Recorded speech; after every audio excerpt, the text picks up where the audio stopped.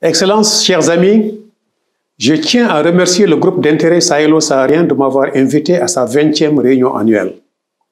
Je remercie également le Sahara Conservation Fund. C'est un immense plaisir pour moi d'échanger avec vous. Dans les nombreux postes que j'ai occupés, y compris aujourd'hui en tant que secrétaire exécutif de la Convention des Nations Unies sur la lutte contre la désertification, j'ai pu mesurer, apprécier et intégrer le rôle de la science dans mes travaux. Les progrès scientifiques et la compréhension publique de la science ont une incidence directe sur bon nombre des activités de la Convention, y compris la santé des écosystèmes bien sûr, mais aussi la santé humaine, le bien-être humain, l'emploi et le renforcement de la résilience. La science est essentielle pour nous aider à transformer nos attitudes à l'égard de la planète.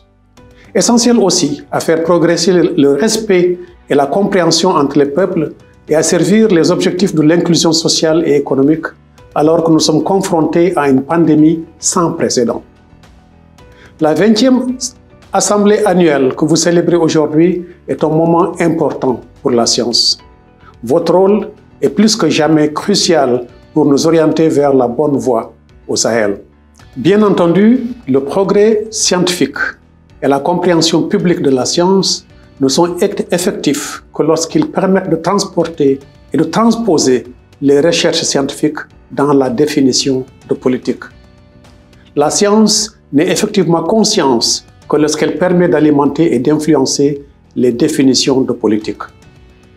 Chers amis, je voudrais vous faire part de mon évaluation de la situation au Sahel. La pandémie du Covid-19 a bouleversé notre monde.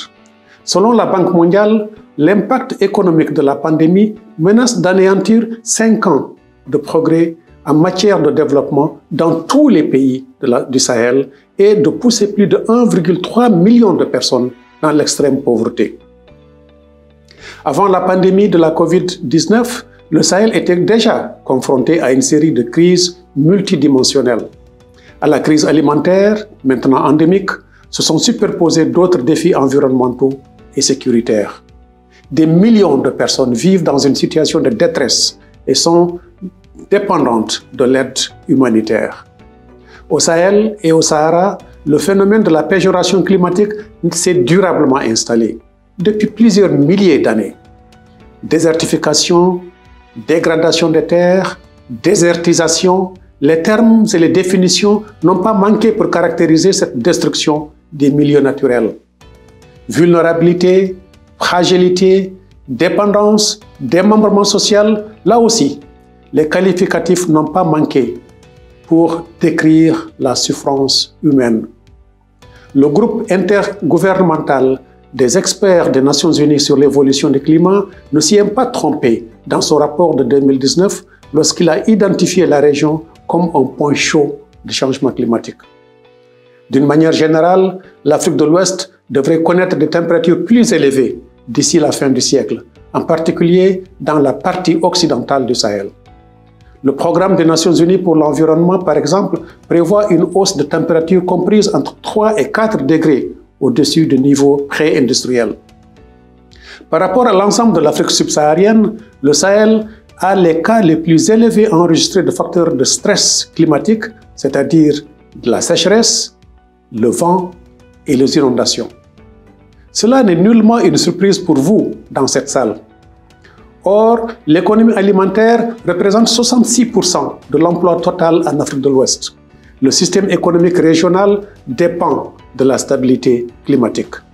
Ceci explique la forte corrélation entre les années de sécheresse et les années de mauvaise performance économique.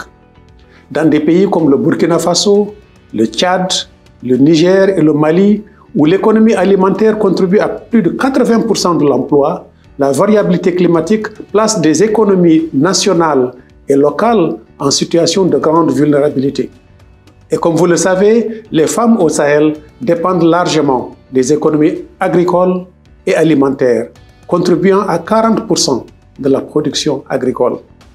Le plus frappant, et cela n'est pas toujours visible, est que les femmes occupent 80% de la transformation agricole et 70% de la main-d'œuvre, de la distribution agricole au niveau régional. Chers amis, la situation est certes difficile, mais en même temps, il y a un large consensus sur la possibilité de construire un monde meilleur et d'aborder cette crise et l'avenir en transformant notre relation avec la nature. L'histoire des peuples de la région n'a pas fini de dévoiler combien ces derniers ont été résilients, combien ils ont été capables de s'adapter constamment face à l'adversité, combien ils sont réceptifs à des technologies nouvelles qui ont façonné leur avenir. Nul besoin d'aller loin. Il suffit de visiter la mosquée Sankoré à Tombouctou et celle de Gao. L'architecture, le pisé en terre, le style soudanais n'est-il pas né de la rencontre à la Mecque entre Mansa Moussa et Abu Ishaq al-Sahili au mort de Grenada? Ce voyage épique fut largement documenté par les écrivains arabes. Avant Kanka Moussa, l'empereur Bakari, sahélien par excellence, n'avait-il pas relevé le défi de naviguer en mer?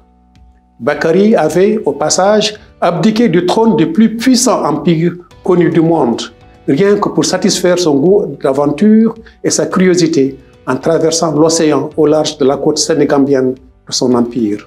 180 ans avant Christophe Colomb. 180 ans, je répète, avant Christophe Colomb.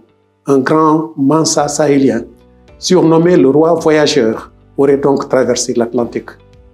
Pour nous, aujourd'hui, je vois 3 domaines d'action importants. Tout d'abord, la science est claire. Une terre saine et qui fonctionne bien joue un rôle essentiel dans le soutien aux populations, en particulier face à la pandémie de la COVID-19. Des décideurs vous écoutent. En faisant cela, ils comprennent mieux que la restauration des terres et la gestion durable des terres sont parmi les meilleures réponses à long terme à la pandémie. Comme vous le savez si bien, la terre est et sera notre plus grand allié. Il s'agit d'une contribution peu coûteuse, démocratique et pro-pauvre que mettre fin à la crise climatique. C'est aussi la pierre angulaire d'une sécurité alimentaire accrue et un catalyseur d'une biodiversité saine. Prenons l'exemple de la Grande Muraille Verte. Cette initiative transforme la vie des gens en leur donnant des emplois verts et en ramenant la biodiversité en restaurant 100 millions d'hectares de terres dégradées et en atténuant les effets de la sécheresse. Des initiatives réparatrices à grande échelle comme celle-ci peuvent faire beaucoup pour rendre les communautés les plus résistantes aux crises, ramener la biodiversité, réduire les effets du changement climatique et fournir des moyens de subsistance aux femmes et aux jeunes. Cette année, l'accélérateur de la Grande Muraille Verte a reçu des promesses de fonds de 14 milliards de dollars pour aider à restaurer les terres dégradées. Aussi, à ce jour, 127 pays se sont engagés à fixer les objectifs volontaires de neutralité en matière de dégradation des terres par le biais de cette convention. La conservation et la restauration des terres doivent continuer à soutenir les efforts de sortie de la crise de la COVID-19, en particulier pour les économies rurales de la région du Sahel. Deuxièmement, nous devons exploiter l'interface de la science et de la définition des politiques pour améliorer les politiques fondées sur des données probantes et la prise de décision. La science au service du bien commun est au cœur du mandat de la Convention. Elle peut aider à résoudre la crise COVID-19 et servir d'accélérateur pour atteindre les objectifs du développement durable. Ce que nous faisons, ce que vous faites, peut aider à transformer une région pleine de potentiel. Le Sahel, au sens large, compte plus de 300 millions d'habitants dans un monde qui s'urbanise toujours davantage. Cela offre des possibilités de diversification économique, de moyens de subsistance et de développement de la chaîne de valeur. Le Sahel est un immense réservoir inexploité pour l'énergie solaire et l'énergie éolienne. Il est évident qu'il reste beaucoup à faire pour commencer à puiser dans cette énergie, étant donné le manque d'infrastructures. Mais ce travail crée des possibilités d'emploi qualifiés, de meilleurs moyens de subsistance et de rendement économique. Et bien sûr, une révolution des énergies renouvelables profiterait au climat et à la sécurité énergétique de la région. Le Sahel, paradoxalement, est irrigué par les plus grands systèmes fluviaux d'Afrique de l'Ouest. Utilisés à bon escient, les cours d'eau en milieu aride sont un don de la nature. Sous nos pieds, nous avons les plus grands réservoirs aquifères d'Afrique. Malheureusement, nous ne semblons pas être conscients de l'énorme potentiel que nous avons entre nos mains. Le monde et le reste du monde non plus. Pour qui a les terres et l'eau en abondance, qui possède un gisement infini de soleil, ne manque pas d'atouts. Donc notre tâche est de changer ce narratif. Nous avons besoin que vous parliez de la façon dont le Sahel peut se transformer.